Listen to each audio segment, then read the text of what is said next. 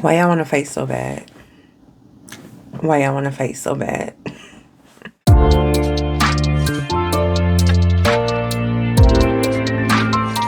Hey you guys, it is your girl AP and welcome back to my channel. I'm not even going to waste my time with like a lot of intros and recaps because I'm a little irritated that I feel compelled that I even need to come here to talk about this discussion, but we're going to talk about intentional weight loss and is it fatphobic or no? I think I just want to preface this conversation with I have always felt some type of way about the way that fatphobic gets used. Because don't get me wrong, I do believe that fatphobia is a real thing and impacts our culture and impacts our ability to access fair healthcare and jobs and even being discriminated against in other arenas of life. However, every instance of something is not fatphobic. And I feel like that is the point of life we have arrived at. Excuse me as I sip my coffee. So yeah, fatphobia is a term that is not really new, but we're seeing it tossed about a lot more now. You know, social media is to blame because now social media gives access to more information. But is the information that we're given access to always the most accurate? Probably not. It's not. Fatphobia is really about being anti-fat and not sometimes in the most obvious ways, right? That you would think being fatphobic can be inclusive of you assuming that because someone is larger, they must have health issues, or going into healthcare spaces and doctors just automatically disregarding what you have to say, but giving you a diet plan because they believe that whatever your complaint is, it must somehow be linked to the fat on your body. Fatphobia is going into jobs and not being able to get the job because your employer or the prospective employer presumes or assumes that you are going to be lazy or somehow unfit or capable to do the job. Fatphobia is going into public spaces and not being able to find a chair that accommodates your size because the world does not operate as if fat people exist in it. The weight limits, the capacity limits on things, are not fit for fat people because our culture does not truly want to see fat people in it. So they're not going to do anything to make space more inviting to fat people. That's, you know, in a nutshell. I mean, the examples can go on and on. Fat phobia exists in the fashion industry, entertainment, and media. Fat phobia is a very real thing. However, if I'm honest, you can call anything fat phobic. So here's where the waters get murky for me. So there are people who believe that people who will not date fat people are fat phobic. Maybe this is true. Maybe this is not. I honestly do not care because I don't want anyone to have to feel forced to be attracted to my body type just to avoid the label of being called fat phobic. Because to me, it's about preference. If your preference is a more athletic build or a slimmer body or whatever, you can have those preferences without having to put down what you don't like. Like, I prefer a husky man, okay? I prefer me a linebacker, a football player, a sturdy man. Slim Jims are not my thing. But I'm also not going to ever put down small body types because that's not my preference. So I don't always believe that person who doesn't want to date a fat person has some inherent fatphobic issue. It's not their fault if they're just genuinely not attracted to this particular body type. I don't care either. And I hate when I start hearing the conversation of dating and fatphobia and we start bringing up, you know, oh, he's fatphobic or she's fatphobic because she won't or he won't date a fat person. But I'm like, is that the kind of person you would want to date anyway? That a person who's not attracted to your body type? Why are we even wasting our time on this conversation? Because there are plenty of people in this world who will date fat people. We don't ever talk about how, as a fat person, we're allowed to have preferences and standards too, and the people who may want to date us may not always be who we want. But this all stemmed from, and I'm going to post this screenshot here because it's an actual video. And if I'm feeling, you know, froggy enough, I might leap and put it in the actual video clip here. We'll see. But at any rate, this licensed therapist makes these comments regarding intentional weight loss being fatphobic. Let me put the video here because I think it might be important to watch this. So I figured that this question would probably come up sometime soon, just because of the video and the topics that I cover. But let's break this one down. So intentional weight loss, so you purposely saying, I want to lose 20 pounds, is fatphobic. And you might be like, what? Oh my goodness. I'm not trying to be fatphobic, but you are. You're being fatphobic to yourself. Why do you want to lose 20 pounds?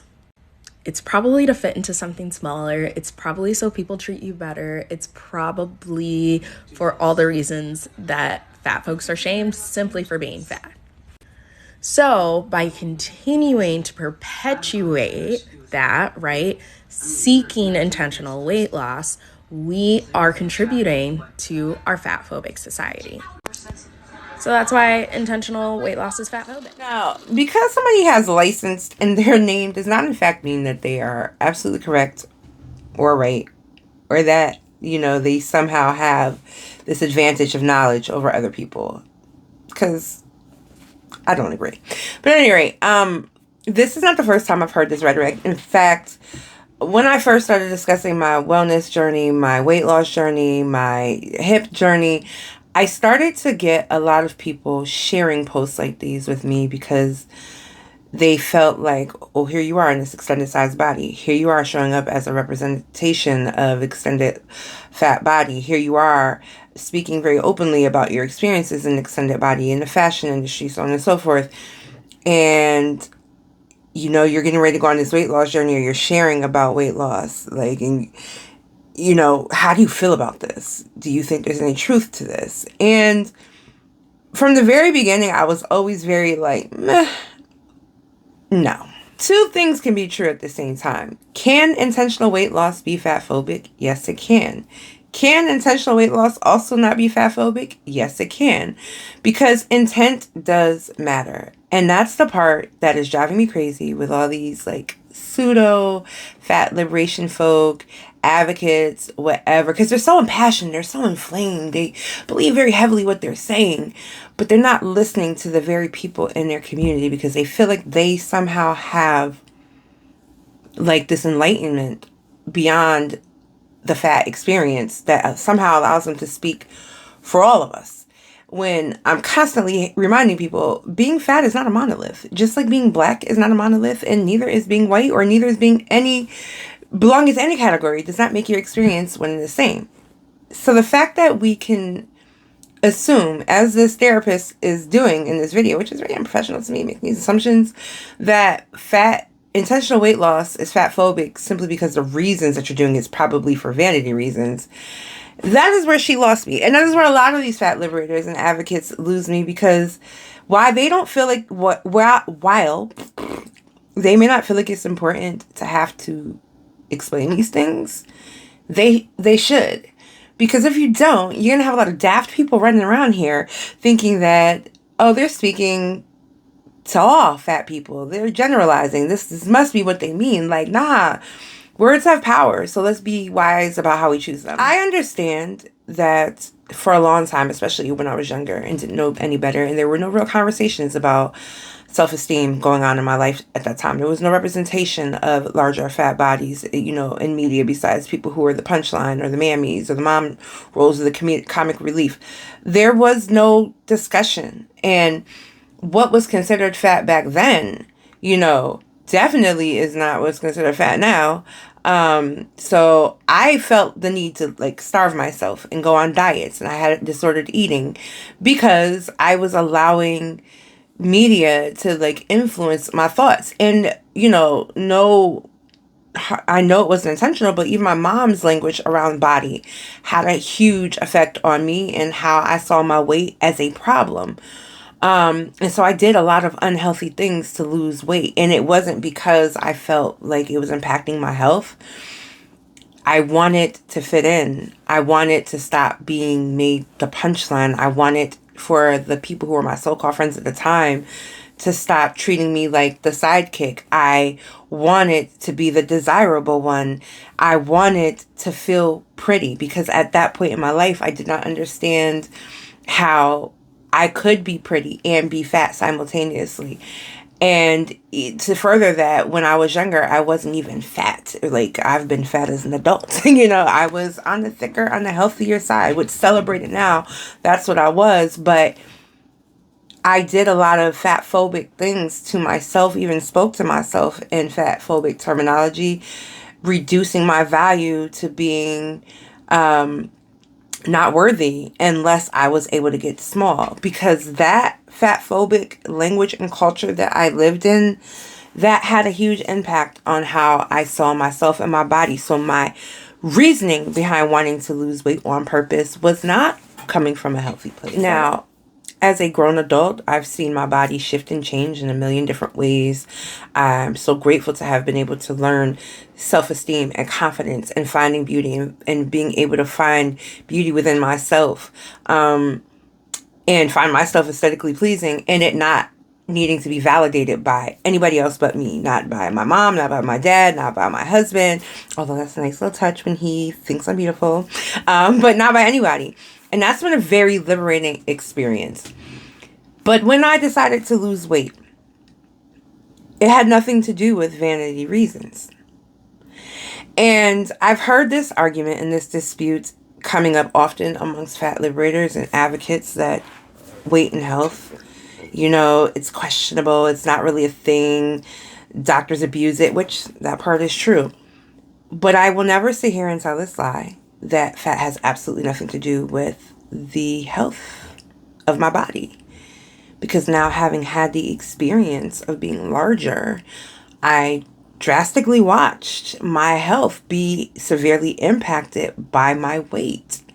What do you mean by that, AP? Well, here, let me tell you. I think it's important to know that weight is not always the root cause, but it can exacerbate underlying conditions. And underlying conditions can actually cause weight gain. So weight isn't necessarily the culprit as to why we might be having health issues, but it certainly can hurt the body. And I say that because I was most definitely born with a congenital hip dysplasia and was prone to arthritis because of genetics, but also because of this hip dysplasia. And I went for years without even knowing I had a problem with it. It wasn't until my weight had gotten to the highest point in my life, when it hit that peak, where I began to feel the ramifications of having hip dysplasia, right? It was exacerbating the issue that was already there from birth. And the same, I had thyroid disease, I had autoimmune disease. I don't know when I developed it. We have a guess that it was around the time I was about 11, because that's when we really started to first see the symptoms. We just back then didn't know what they were, including my neck getting darker, including there being a rise in insulin. Although it was never like super high, not even enough for him to call it diabetes, we began to see certain parts of my health be impacted by my thyroid long before we knew what it was. And let me tell you, when you have a goiter, it's enlarged, it's inflamed. But having excess adipose tissue or fat tissue, that means you're carrying excess estrogen, and estrogen is inflammatory, and it was not doing me any favors to have excess weight triggering and releasing inflammatory hormones into my system. It was causing me more pain. So now I'm already dealing with arthritis and inflammation in the joints, and my inflammation markers are off the charts when I'm going to see rheumatology, because things are happening. Things are happening within my body. Were they because of the weight? No. But was the excess weight impacting it? Absolutely. Including the pain, the excruciating pain that I was in. I talked very open and honestly. In fact, I ran through my stories on Instagram a couple weeks back as I watched my stories, because I can go back to like 2018 at this point. And my visits in and out the ER, and days where I couldn't get up and move because I was in so much pain.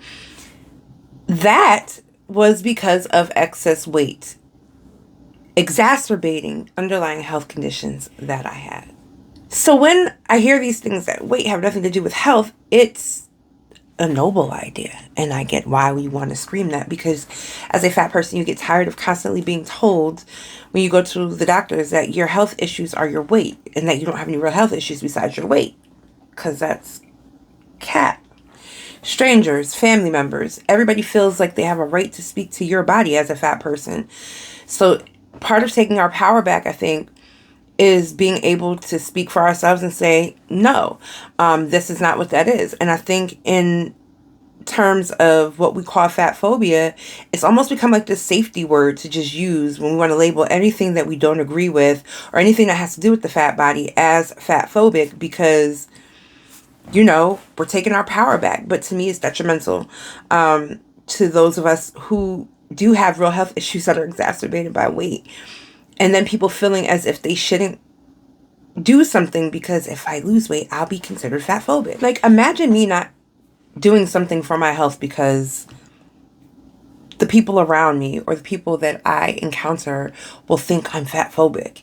This is what this tantamount to is like now this whole plus community, which I don't believe is a community, I've been saying for years, now feels like even if you believe that you should do something for your health, now they're not going to do it, or they're afraid to do it or be opener about it because you might trigger somebody, or, you might get labeled fat phobic. And to me, when you're putting this information out there, you're encouraging people to disregard what might actually be factual for them. Your weight may not affect your health. That's just the reality, because everybody's body has different limits, right?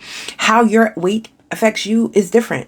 When I'm at 200, 300 pounds, my weight is not bothering me. But at 400 and something plus pounds, at 500 pounds, it was bothering me. And I always find it so interesting that it's usually people who are not excessively large, people who are not extended size, who have the most to say about this. And I'm like, but you ain't even, sis, you're not, I'm not allowed to say that either.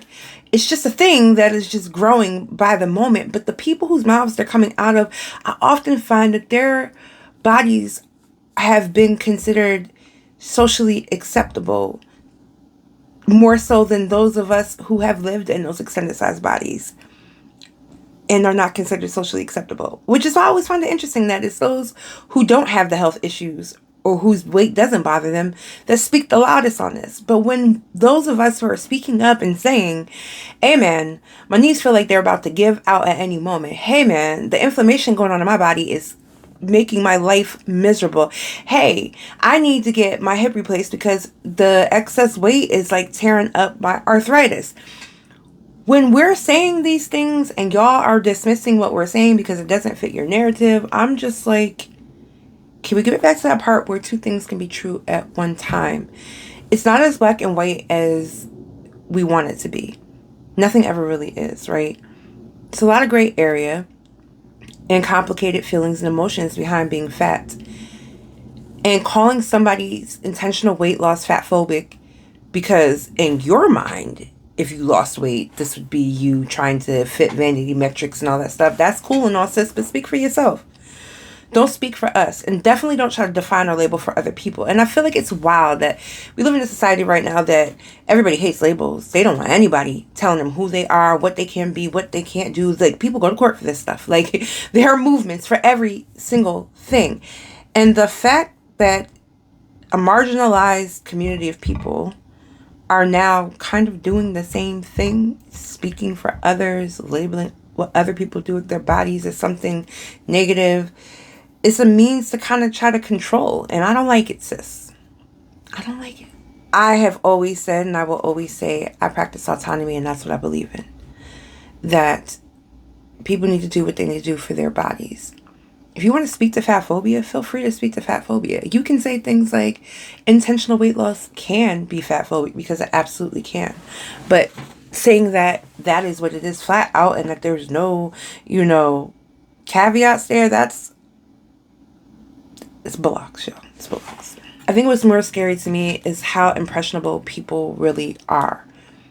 And so when I have women who send me these messages and things because they follow this person and they feel empowered by this person, it makes me realize how many people are just looking for something to make them feel validated. And so I like to tell people, don't sip the Kool-Aid. Like, you have to think for yourself. You need whatever your guidance metric is, you need something to be able to measure this guidance by. Like, is this really beneficial to me, or does this just make me feel good in the moment? And this is why I tell people all the time, I don't like when people tell me they're empowered by what I say or do, because I'm not perfect, and I certainly will not always get it right. And what I say is not law. So, whenever I speak, I only speak to what I've experienced and what is going on with me. I never try to speak for other people because it's dangerous. And I wish that we could recognize that in people's pursuit of liberating fat people, which, by the way, some of us did not ask for that liberation in the way that some of y'all are trying to give it to us. And we didn't ask for spokespeople either in the way that some of y'all are trying to speak for us. But there is something to be said about those who are doing this talking and they're not listening to those in their community. Like I said at the outset of this, I can never take away from the reality that fat phobia exists. I've experienced it. I've lived in a larger body my entire life. Even if currently I'm not at my largest, I'm still considered large compared to what the average is in this country. And the world still sees me as a fat person no matter how much weight I've lost. Does how much you weigh affect how people treat you? Absolutely. Are people treating me different? Absolutely. That's fat phobic. But not my weight loss. And as far as when it comes to it's fat phobic if you do it for vanity measures and whatever, it could be. But is that a terrible thing? Because at the end of the day, people got to do what makes them feel good for them. And if someone being fat does not make them happy, no matter what you label it, you're not fixing them. You're not fixing the issue at hand. You're not going to shame them into accepting their fatness. Like, they're still going to go lose the weight if that's what they want to do. Like, there's so many other parts to this weight loss, weight gain thing that trying to assign it this category of fat phobia is just dumb to me. I mean, that's the best way I can sum it up. It's just dumb to me. Just to sum it all up, as a person who has intentionally lost weight when I was younger versus now as an adult and doing something that most people would consider extreme, which is having surgery, my reasons are 100% different than what they were when I was younger. But I'm grateful for it. It changed my life for the better. And not because I can wear smaller fashions or I think that I look better visually or aesthetically pleasing. It's because I'm able to move my body. I'm not in excruciating pain. I'm not having to use a mobility aid. Does that mean that my arthritis is cured? No. I actually have osteoarthritis in multiple parts of my body, and I will probably, as I get older, it'll get more severe, it'll get worse. But as of right now, losing some weight has helped alleviate my pain. And that is not fat phobic. And I just hope that if you find yourself in a similar position of trying to make decisions for your health and weight loss comes up as a subject matter for you, that you are not basing your decisions on what, radical liberator of the month has said on Instagram. I don't care if it says licensed in front of their name or MD after or RN or whatever the case may be. I just hope that you guys have responsible, mature people in your life that you can get guidance from if you feel that you need it. But making decisions for your health should always be about your health and never about what a person on the internet says you should or shouldn't be doing. I am personally glad that fat phobia is something that has been brought to the center, the forefront, and gets discussed. And I love that it's opening up conversations and empowering people to go into spaces like their doctor's office and know what their rights are and know how to ask for the test that you would give little skinny Sally over here. I'm glad that fat phobia is opening up those conversations. I'm glad that there's awareness now and employers and people are starting to see the other side of the coin and even trying to hold themselves accountable for how they speak to fat people or about fat people. I hope that continues to happen. So while you think you're educating somebody about the reasons that they're losing weight, you don't know. It's none of your business. And it's not something that we should be And that's something we should be trying to tell somebody about themselves either. Like, if I could just stress it one more time. Autonomy, y'all. Autonomy. Autonomy. Until next time, you guys. Bye.